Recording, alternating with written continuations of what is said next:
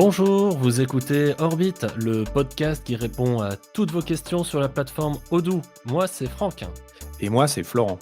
On travaille tous les deux chez Orbit. Ça fait plus de 15 ans qu'on fait du Odoo. Avec le temps, on a compris énormément de choses, autant sur la plateforme que sur l'aventure entrepreneuriale. On peut dire qu'on est des vrais experts du sujet, non, Franck? Oui, de vrais dinosaures. Et c'est d'ailleurs pour ça qu'on voulait vous partager tout ce qu'on a appris, pour vous aider à y voir plus clair. Alors, dans ce podcast, chaque semaine, on décrypte ensemble un sujet clé sur la plateforme Odoo et ses satellites. On y va? Allez, c'est parti.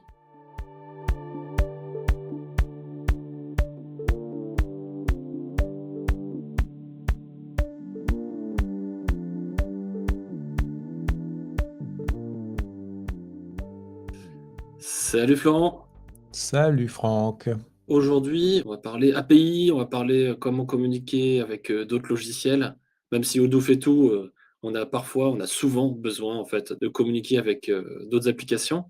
La dernière fois, dans l'épisode précédent, on a discuté méthodologie de déploiement d'Odoo et on a beaucoup parlé de comment on déroulait une méthodologie sur des projets qui ont les moyens de mettre en place une équipe. Mais je voulais faire un petit rappel sur le fait que, avant même de choisir une méthodologie, quoi, en fait, le tout début, le point de départ, c'est de choisir quelle méthodologie on va mettre en place et que ça, c'est des méthodologies qui vont varier en fonction de la taille du projet. En gros, si tu as un projet avec peu d'utilisateurs, peu de moyens, type voilà, 50 heures d'accompagnement, bah là, en fait, on va être sur une méthodologie qui va être juste d'avoir un consultant auquel on va accéder pour avoir de l'aide et on va pas mettre en place le dispositif dont on parlait la dernière fois. Déjà, un, pour pas faire peur à tout le monde, hein, Odoo, ça peut se déployer en quelques heures, mais ça va dépendre un peu des compétences du client. Quelque chose à rajouter, Florent? Non, je suis assez d'accord avec ça, effectivement. Choisir la méthodo, c'est important. On en a plusieurs et elles dépendent du type de projet, du type de besoin. On peut même avoir un gros client avec un gros projet qui dit: «Je fais tout et je veux juste de l'aide sur des points ponctuels», ça arrive aussi. Ça sera pas la même méthodo que quelqu'un qui veut qu'on lui fasse tout du sol au plafond.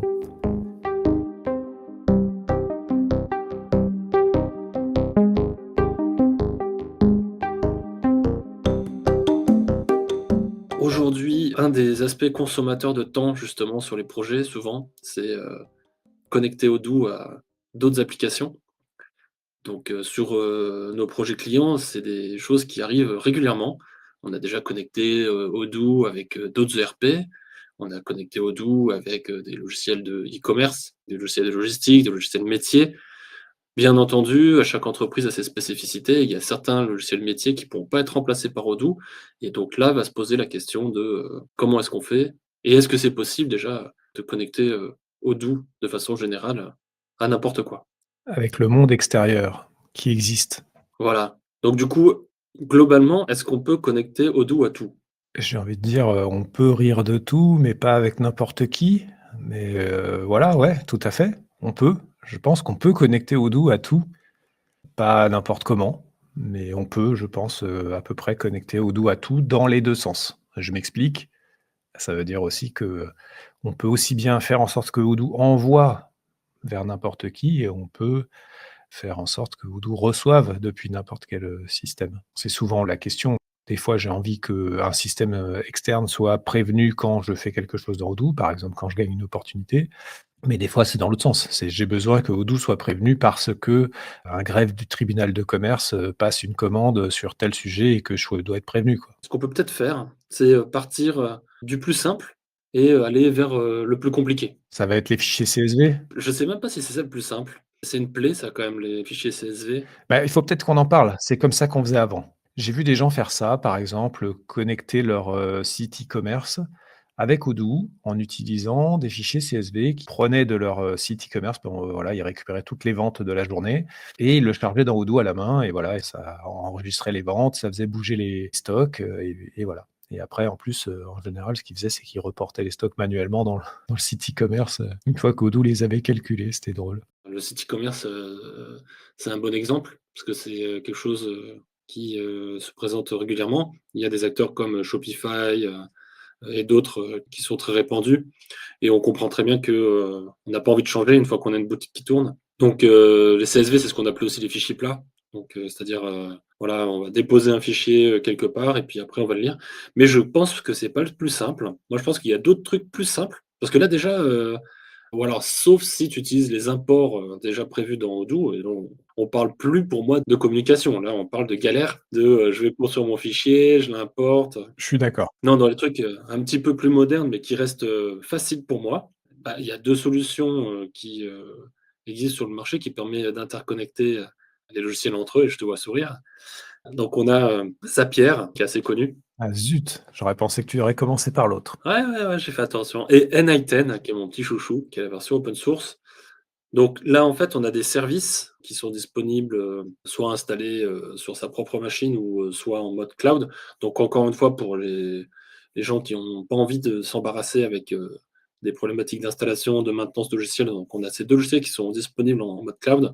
Zapier qui est le plus connu, qui, grosso modo, promet de tout connecter à tout, dont, Odoo et on va pouvoir faire, des choses, comme lire une boîte mail, lire le contenu d'un email, créer, une opportunité enrichie, à partir, d'un email. Moi, par exemple, voilà, j'ai, Odoo qui m'envoie des emails tous les jours avec des pistes. Les emails sont pas formatés, vraiment, comme il faut, mais ils sont toujours faits de la même façon. J'ai pas envie d'avoir un mail pourri, quelque part. J'ai envie de créer le contact, j'ai envie de récupérer l'email, des leads qui sont à l'intérieur de cet email et avec Zapier ou avec n-iten, je vais pouvoir traiter cet email de cette façon-là et ensuite créer, une opportunité, complète, à partir de ça, de façon automatique et donc ça, c'est, par exemple, un exemple que j'utilise et qui est plutôt pas mal. On pourrait le traiter d'une autre façon parce que Odoo, c'est traiter les emails en direct, hein, d'accord. Mais voilà, ça, sans faire de Python, sans faire de code, sans rien faire, presque, juste en faisant des cliquer déposer, on peut y arriver et donc ça, je trouve que, c'est déjà pas mal. C'est effectivement une méthode. Effectivement, tu as parlé aussi du fait qu'on pouvait, utiliser un robot mail. C'est aussi un cas d'usage, un robot mail, qui va traiter, alors en général, effectivement, comme tu disais, comme le robot mail, on va faire du Python, on va avoir tendance à utiliser cette méthode pour des trucs un peu plus lourds quand ton mail contient, soit des fichiers attachés, soit des structures un peu complexes avec du JSON ou des choses comme ça ou du YAML dedans et que tu veux faire un peu des process un peu plus compliqués que juste, créer un objet, ça peut arriver. Quand tu veux mettre à jour des objets, par exemple, par avec un email, passer des commandes, enfin faire des choses un peu plus, rigolotes, on peut aussi. Ça demande, un peu de code Python, mais le framework, dans Odoo, le framework RoboMail existe et il y a plus qu'à mettre le bout de code Python qui va recevoir, voilà, tu as le corps du mail, à toi de faire du Python pour, décider ce que tu en fais. Avec Zapier, ou avec n-iten, on peut aussi, voilà, facilement connecter, du Google, Sheet, du Gmail, du Microsoft, Outlook, tout un tas d'applications. Ouais, un peu tous les services cloud, du moment, quoi. Voilà, il faut que ça soit dans le cloud. Voilà, tout à fait, hein, il faut que ça soit dans le cloud. Si on est une entreprise un peu moderne et qu'on a déjà des outils, collaboratifs, ou d'autres outils, et qu'on souhaite les faire communiquer avec Odoo, Zapier est une solution. Même si depuis peu de temps, je crois que ça fait depuis 2 versions, Odoo, propose sa propre solution à travers un protocole qui est relativement, récent qui s'appelle le Webhook. Oui et ça, c'est chouette.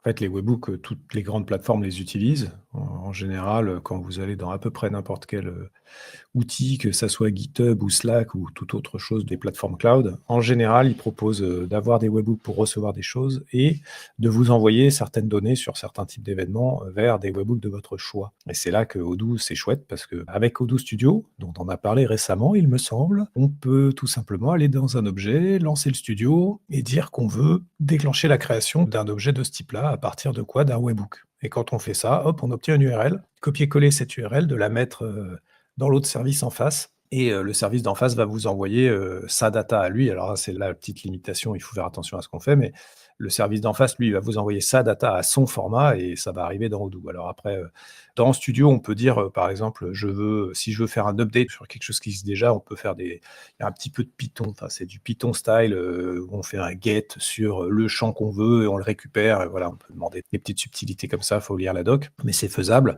et ouais, les webhooks dans Odoo, bah, ça permet, déjà, ça permet des cas, simples. Quand tu veux «émettre», entre guillemets, c'est pas ton problème de savoir comment l'autre va savoir le lire, mais quand tu veux émettre, tu peux tout à fait émettre, «J'ai gagné une opportunité», tu peux les mettre dans ton canal Slack, hop, ça c'est chouette, quoi. Tu fais un petit coup de studio et hop, ça y est, tu fais ton canal Slack où les commerciaux sont prévenus dès qu'il y a une opportunité qui est marquée comme gagnée, par exemple. En tout cas, donc n-iten ou Zapier, vraiment sans aucune compétence technique pratiquement, bon, il en faut un petit peu quand même, mais on va payer un nouvel abonnement à un nouveau service. Alors qu'avec les webhooks qui sont dans Odoo Studio, on monte un petit peu en technique quand même, hein, il faut l'avouer, mais on va économiser un service, supplémentaire et on va économiser aussi un abonnement, supplémentaire.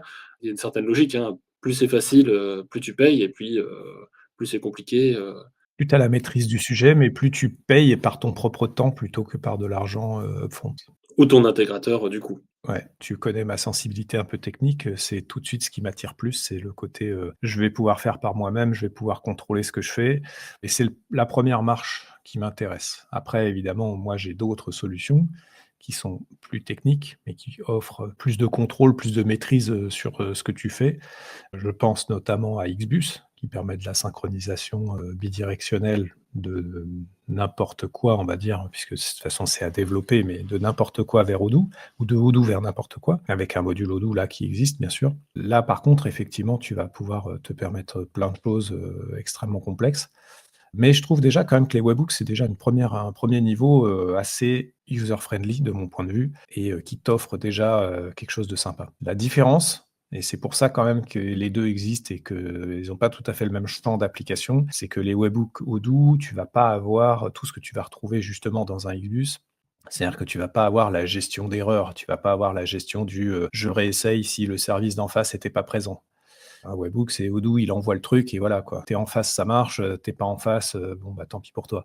Alors que dans XBus, tu émets et tu as tout un système de retry, hyper complexe. Tu peux, réessayer, puis réessayer avec, des temps qui doublent, de durée au fur et à mesure pour éviter de saturer le serveur d'en face. Puis tu prends en compte les codes d'erreur, d'un éventuel serveur en face qui te dirait, retry later ou des choses comme ça. Le système va réessayer tout seul, parfois même pendant plusieurs semaines, tout en, décalant petit à petit son retry pour, comme je disais, éviter de spammer. Tu vas avoir une trace d'audit, tu vas pouvoir toi-même relancer le truc, tu vas pouvoir, cliquer pour voir les erreurs, éventuelles que le service d'en face a fait. Enfin, tu vois, ça s'adresse pas à la même type de population, mais c'est pas les mêmes besoins non plus. Dans certains cas, tu as besoin de garantir que ton message est arrivé de l'autre côté, à quelle heure, quand, qui l'a reçu, enfin voilà, des choses comme ça. Et là, je passerai par XBus quand même. OK, alors faut dire quand même, c'est quoi XBus? Parce que donc là, tu parles d'un logiciel, qui a été développé par Orbit. Ouais, je parle d'un truc qui est en dehors de Odoo complètement. Effectivement, XBus, c'est un projet open source à part entière qui s'installe, qui est pas forcément lié à Odoo du tout, qui est un bus d'entreprise, qui permet de transporter de la donnée, depuis n'importe quel émetteur vers n'importe quel récepteur. Avec la subtilité que tu peux avoir, de multiples récepteurs qui reçoivent un même message. Ça aussi, c'est un point important, c'est-à-dire que tu peux très bien décider que les messages, ils ont un type.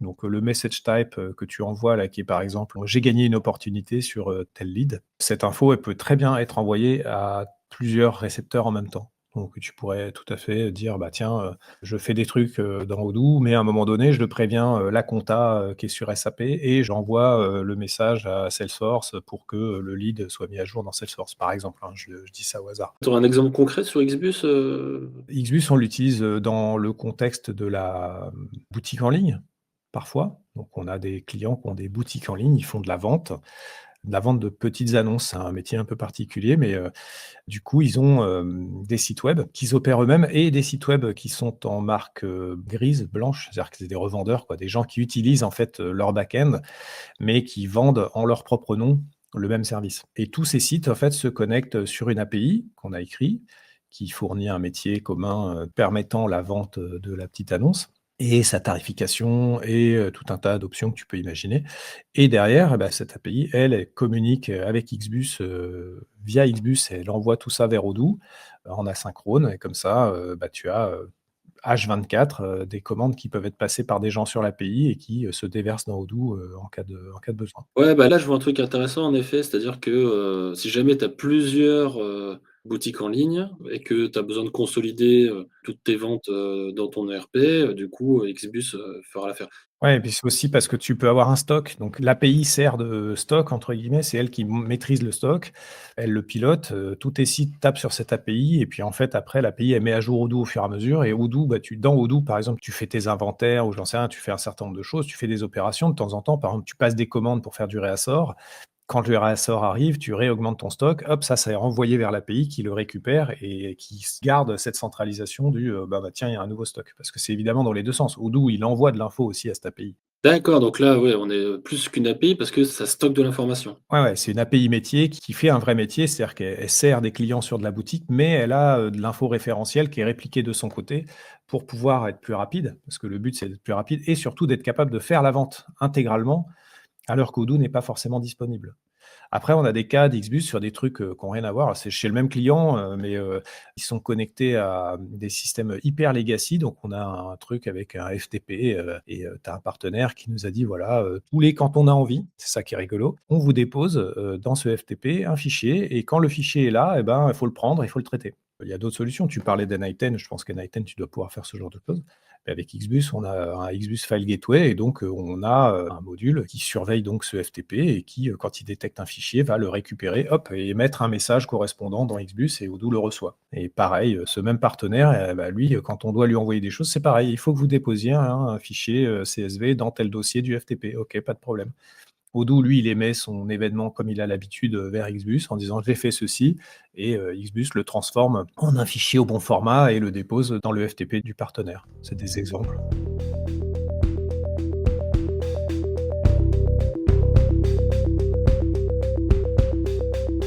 Odoo, ce n'est pas encore très clair pour vous? L'expertise Orbit est là pour vous accompagner. Sur orbit.io, prenez directement rendez-vous avec Franck ou Florent, experts depuis plus de 15 ans. Un clic sur la rubrique blog et vous bénéficiez des très nombreux articles en accès libre. Odoo n'aura bientôt plus de secrets pour vous.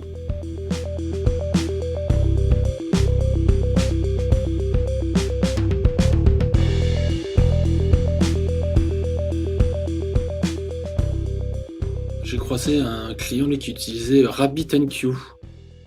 Ouais, un RabbitMQ, c'est un message queue. Alors ça fait, un sous-ensemble très réduit de ce que fait Xbus. Xbus d'ailleurs, il se base sur un message queue, hein, on n'a pas réinventé la roue. Nous, on utilise Nats, de nats.io pour le message queuing. Mais, le métier du message queuing est beaucoup plus faible, enfin beaucoup plus bas niveau que ce que fait Xbus. Le message queuing, c'est juste distribuer des messages. Xbus, tu identifies tes émetteurs et tes récepteurs de façon forte. Tu garantis qui ils sont. Ils peuvent être présents ou absents. Quand ils sont absents, tu stockes les messages pour eux. Quand ils reviennent, tu leur dis: «Bah, voilà, tu as tous ces messages en retard, tu vas les traiter». Eux, quand ils les traitent, ils vont les marquer comme lus.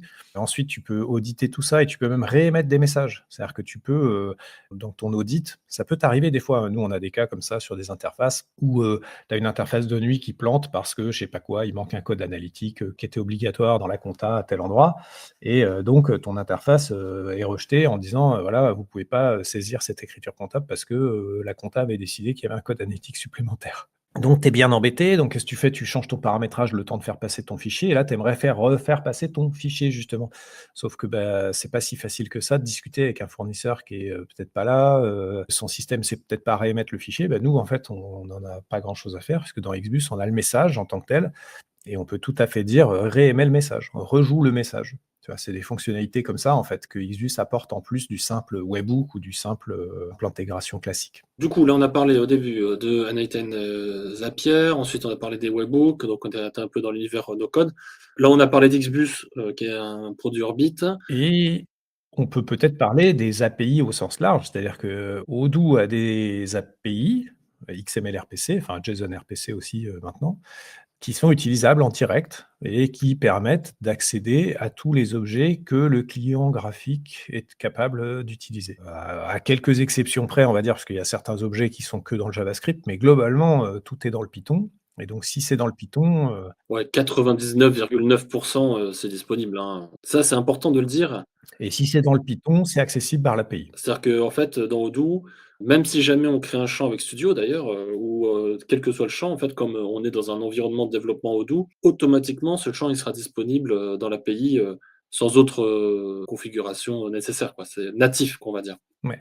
Donc ça, c'est intéressant aussi l'API pure parce que dans certains cas, on pourrait très bien décider que, voilà, je suis, éditeur d'une solution XY, j'ai envie de m'intégrer avec Odoo je sais exactement ce que je fais et ce que je veux obtenir, comme résultat dans Odoo et ben, je peux, tout simplement écrire une intégration fine Odoo qui serait directe. Je me connecte à Odoo, je manipule les objets, je change telle valeur de workflow, je modifie tel champ, enfin voilà, comme si j'étais un utilisateur avec ma souris, quoi. L'inconvénient, c'est que je trouve que c'est pas hyper performant sur, du gros volume, mais ça dépend ce qu'on a à faire. Si c'est une intégration qui va, modifier, quelques trucs par-ci par-là une fois de temps en temps, c'est pas gênant. La problématique, c'est que tu as pas forcément envie d'ouvrir, l'API Odoo au grand public. Ce que je te décrivais, c'est une API semi-publique qu'on a fournie à des marques blanches, à des opérateurs externes qui sont relativement nombreux et on voulait pas que ça soit Odoo en direct et pourquoi? Parce qu'en fait Odoo, c'est un ERP et tu as des plages de maintenance d'un ERP qui sont pas les mêmes que la plage de maintenance d'un site web de vente en ligne. C'est-à-dire que ton ERP, tu peux parfaitement accepter que, le samedi matin, je fais une plage de maintenance et je suis en train de faire ma mise à jour. Alors que, en général, sur un site de vente en ligne, le samedi matin, entre 9 heures et midi, tu as pas vraiment envie que ça soit coupé. D'où des fois la topologie comme ça. Mais en fait, tout se réfléchit en fonction de tes besoins, quoi. Moi, j'aime bien qu'on parle argent, hein, souvent. Il y a une granularité, hein, dans toutes ces solutions. Le plus économique, de base, on va dire, c'est les webhooks parce qu'ils sont déjà intégrés, dans Odoo. Ensuite, on va avoir n8n ou Zapier, qui, eux, vont demander, un abonnement, supplémentaire à ce service et qui va quand même faciliter les choses. Donc on est voilà, hein, ça dépend du volume, hein, mais c'est quelques dizaines ou Tu pas une version, gratuite, Uniten? ouais, même Zapier a une version gratuite, mais à un moment donné, quand, tu as vraiment, une entreprise à faire tourner, tu es nécessairement obligé de payer. Même si n8n, tu peux l'installer, sur ton propre serveur. Bon, on l'a déjà dit avant, hein, ce que tu vas pas payer en abonnement, tu vas le payer en maintenance. Donc, disons que voilà, moi, si jamais, tu veux avoir un service économique, autant aller, payer l'abonnement, de 20, 30, 50 € par mois, quoi. Oui, c'est vrai. Ce que tu dis, c'est effectivement, tu peux utiliser le N8N Cloud, plutôt que d'avoir ton N8N serveur à toi. Oui, oui, tout à fait. Dans un cas, tu payes ton hébergement, de l'autre côté, tu payes l'abonnement, cloud, ouais. Là, après, on bascule, hein, on va dire, parce que même si on utilise Xbus, ça va quand même, nécessiter, du temps, parce qu'il faut comprendre que, déjà il y a des tuyaux qui sont différents, donc c'est technique, mais tu as parlé de JSON RPC ou de XML RPC et les autres logiciels, eux, ils vont avoir d'autres formats, donc du fichier plat, Alors là, tu tout, hein. Du XML, du machin, du truc, il y en a dans tous les sens. mais en plus après, il faut comprendre ce que dit l'un, ce que dit l'autre, et il va falloir traduire les messages pour, que les 2 systèmes se comprennent. Donc, il y a tout un travail quand même, de traduction presque à faire et qui va ensuite découler sur, des prestations techniques pour, configurer, paramétrer, développer le connecteur, quoi. Ouais, alors c'est vrai qu'on a fait une distinction, on l'a fait dans la façon dont on a présenté les choses, mais je pense qu'elle est bonne. C'est qu'au début, on a présenté des solutions que tu peux utiliser sur des espèces de standards du marché. Quand tu as des objets déjà bien calés, voilà, un message Slack, c'est un message Slack, quoi. Tu sais ce qu'il y a dedans, il n'y a pas non plus 50 champs. Et après, on est allé vers les trucs plus complexes, comme avec le plus complexe étant Xbus, entre guillemets, où là, tu peux résoudre des problématiques complexes type inconnues à l'avance, n'importe quel système que tu connaîtrais pas encore, mais qui a besoin d'émettre des messages plus ou moins complexes. Évidemment, ça va te demander du développement. Comme tu disais, il va bien falloir interpréter ce message qui sort d'un système que je connais pas encore pour le faire rentrer dans Odoo. Ça me fait juste penser, je reviens un peu puisque, bah, on parlait d'Xbus, là-dedans. Xbus, je t'ai parlé de, les émetteurs, les récepteurs, le fait qu'on pouvait en avoir plusieurs et qu'on savait, on va dire, gérer les queues de messages, les retries, est-ce que ça a marché ou pas, l'audit log et tout ça. Mais il y a aussi un élément que j'ai pas, mentionné, mais qui est intéressant dans Xbus, c'est que tu peux, aussi créer des workers. Donc en fait, tu peux avoir des programmes tierces qui vont s'enregistrer sur des flux en disant alors évidemment en tant qu'administrateur, tu dis, «Ce programme tierce, je l'autorise à surveiller les flux» et à partir de là, en fait, ce programme tierce, il peut surveiller les flux de ton choix et il peut les modifier. Il peut des fois que les auditer et faire des choses avec, hein, mais il peut aussi les modifier, ce qu'on appelle un worker et ce worker, en fait, il te permet de faire justement des transformations. Donc c'est ce qui te permet, d'écrire toi-même, en code de ton choix, en Python, en Golang, en JavaScript, des transformateurs, des trucs qui vont, voilà, je prends le flux qui est en XML à l'entrée, j'en fais du CSV à la sortie ou je prends le flux, Odoo, qui en général est en JSON parce qu'on l'envoie en JSON et j'en fais ceci ou cela. On a même des cas un peu plus complexes si tu veux, où on avait un call center. C'était un client avec plusieurs Odoo qui vend des, tu sais, des colliers de surveillance pour les travailleurs en situation isolée ou les personnes âgées en situation isolée aussi. Tu sais, le collier, il détecte si jamais tu tombes et que tu bouges plus, au bout d'un certain temps, bah, ça émet un appel au call center. Le call center essaie de te rappeler et si tu réponds pas, bah, on va, déclencher une chaîne d'alerte en commençant par, les proches, puis, des personnes désignées, puis, voilà, jusqu'à arriver à la gendarmerie ou des choses comme ça. Et en fait, ce système-là, ils avaient plein d'Odoo séparés puisqu'ils avaient tous les points de vente, on va dire, toutes les régions, qui vendaient et on avait un Xbus qui remontait vers le call center.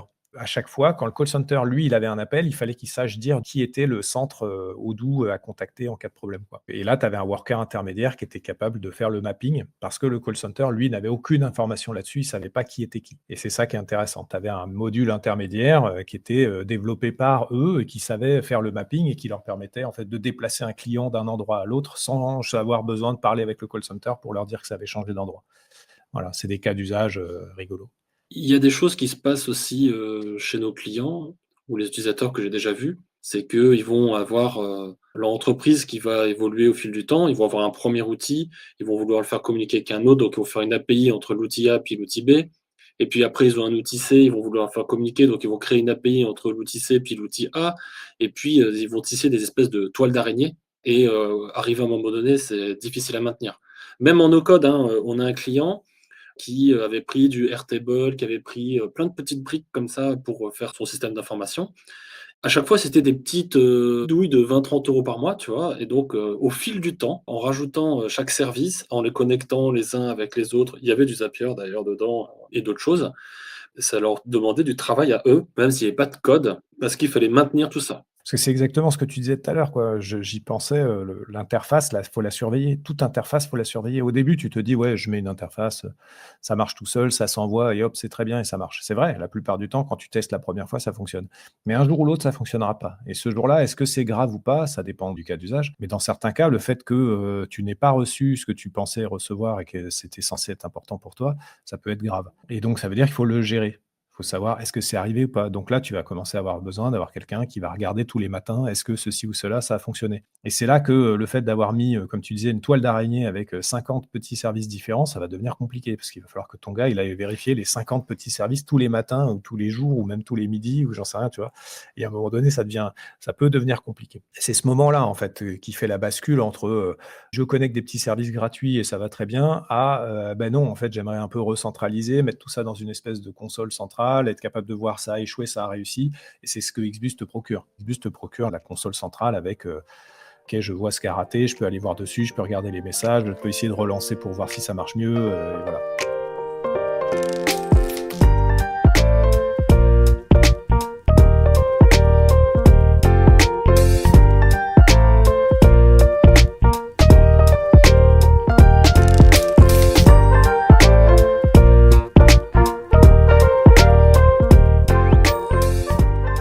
D'ailleurs, on parlait de l'API native d'Odoo, parfois elle est utile. D'ailleurs, on a par exemple un module, qu'on a créé pour aller, chercher des informations sur, la base de données INSEE, qui permet de compléter des entreprises de façon automatique, ou avec, Info Légal, pareil, on a fait, un module qui permet d'aller chercher des informations sur, la santé financière des entreprises.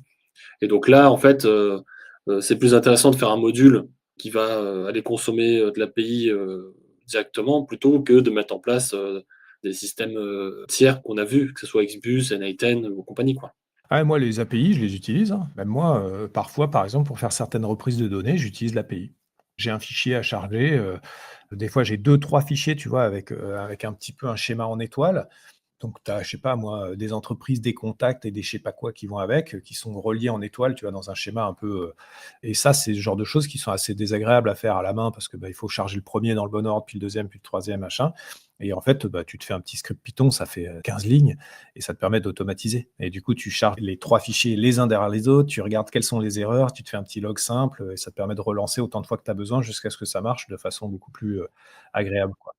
Ouais, bah, d'ailleurs, en effet, on fait le lien avec, la reprise de données, qui est quelque chose qu'on a besoin de faire régulièrement dans les projets et qui peut être fait à travers l'API avec l'avantage qu'on va créer des objets vraiment avec l'API. Comme tu l'as dit tout à l'heure, comme si l'utilisateur il cliquait en fait, hein, sur l'interface. Ce qui veut dire que si jamais il y a quelque chose d'incohérent ou qui fonctionne pas, en fait, on va avoir une erreur. C'est un point important, ouais, que tu abordes là, c'est que l'API effectivement, c'est un point que j'ai pas dit, mais si dans l'API tu modifies un objet, il faut bien considérer que c'est exactement comme si tu venais de cliquer et tu auras les mêmes validations qui seront appliquées à ce que tu es en train de faire que si tu le faisais par l'interface graphique. D'ailleurs, même, avec les droits d'utilisateur que tu as, qui sont associés à l'API. Avec les droits que tu utilises, ouais, tout à fait. Parce que donc, Odoo, c'est multi-utilisateur, chaque utilisateur a des droits et donc ton API, tu vas l'associer à un compte utilisateur et donc l'API, elle pourra faire uniquement, ce que, Ce que tu lui as autorisé à faire, ouais. autorisé, ouais, tout à fait. Ouais, mais ça, c'est super important et c'est vrai que c'est très pratique. C'est pour ça que je disais un problème de performance, c'est que justement, comme elle valide beaucoup de choses, si tu as des très, très gros volumes à charger, ça va être lent parce que tu as une limite, de vitesse à laquelle Odoo est capable de valider tout ce qu'il valide. Mais inversement, quand tu as 400-500 lignes ou 1000 lignes à charger, la performance, tu en as rien à faire. C'est largement suffisamment performant. Par contre, ce que tu veux, c'est que ça soit propre et que Odoo t'ait bien tout validé. D'ailleurs, ça, c'est pareil, ça me permet aussi de faire, référence à un client qui m'a dit, cette semaine: «C'est quoi, la base de données?» et donc je lui dis: «C'est PostgreSQL». Il dit: «Ah oui, parce que moi je veux du SQL, je veux pouvoir faire communiquer mes applis en SQL» et donc je lui ai dit: «Bah non, qu'en fait, maintenant, déjà dans Odoo, on ne touche pas à la base de données, pour les raisons que tu viens d'évoquer. C'est-à-dire que si jamais on touche à la base de données, directement en SQL, en fait, on va passer outre tous les process, tous les points de contrôle, toutes les validations. On n'aura jamais de message d'erreur, quoi. Bon, exceptionnellement, si jamais la requête est fausse, mais on peut faire n'importe quelle requête, SQL et modifier des données en direct et là, c'est, toutes les chances pour péter le système, quoi. Ah, on peut créer des états incohérents en injectant, en SQL directement, c'est sûr. Et surtout, même si on ne crée pas des états incohérents, parce que la base de données, elle a quand même un minimum de contraintes dedans qui te disent qu'est-ce qui est obligatoire et ainsi de suite, bien sûr. Mais même si tu crées pas un état qui est incohérent d'un point de vue de la data, tu peux créer un état qui est incohérent du point de vue de Odoo parce que ton objet, il est cohérent par rapport à lui-même, mais il n'a pas déclenché le workflow qu'il fallait parce que tu n'es pas passé par l'ORM. Et comme tu n'es pas passé par l'ORM n'a pas vu la création de cet objet, donc il n'a pas lancé des règles qui avaient été définies comme quoi si jamais tel objet est créé et qu'il a telle valeur, alors je dois exécuter telle règle. Et tu vas t'en apercevoir dans 3 mois quand le partenaire en face va t'appeler en disant c'est bizarre, j'ai un truc bizarre dans les stocks, j'ai pas tout à fait la même chose que toi. Et c'est vrai que ça, c'est un point, il faut faire très attention, il faut prévenir les gens. Non, non, la base de données, c'est pas juste vous n'allez pas mettre les bons champs, c'est aussi vous allez passer en dessous complètement de toute la couche validation et workflow. Donc tout ce qui devrait se déclencher si jamais vous faisiez un objet, là, en fait, vous passez en dessous, Odoo n'est pas capable de le voir. OK, bon, on arrive à la fin là, de cet épisode consacré, aux API, et savoir comment, Odoo, fonctionnait. Donc ce qu'on peut retenir, c'est que, on peut connecter Odoo avec pratiquement tout, hein, comme on l'a dit, au début, que, voilà, on a différentes solutions, des solutions, plus ou moins économiques, et qu'en fonction en fait, des exigences, du métier et des applications, on choisira en fait la technologie, adaptée, quoi. Soit, on va prendre un logiciel tiers, soit on va construire des scripts, d'API ou on va utiliser XBus par exemple. Effectivement, on ne déploie pas toujours les mêmes solutions, ça dépend du besoin. Ça nous arrive, comme je disais, moi je fais du XML/RPC dans certains cas, le webhook c'est sympa, XBus c'est sympa et dans certains cas, pourquoi pas, dire: «Bah non, en fait, on n'a pas besoin de tout ça, faites juste un peu de n8n», ça a du sens aussi, hein, ça dépend des cas. Faut être pragmatique, comme toujours avec Odoo. Il y a pas une solution, il y en a plusieurs et ça nécessite réflexion. C'est quoi la suite, prochain épisode? Et bah, la suite, je crois que c'est les emails. Les emails, voilà. Allez, à la semaine prochaine. À la semaine prochaine. Ciao.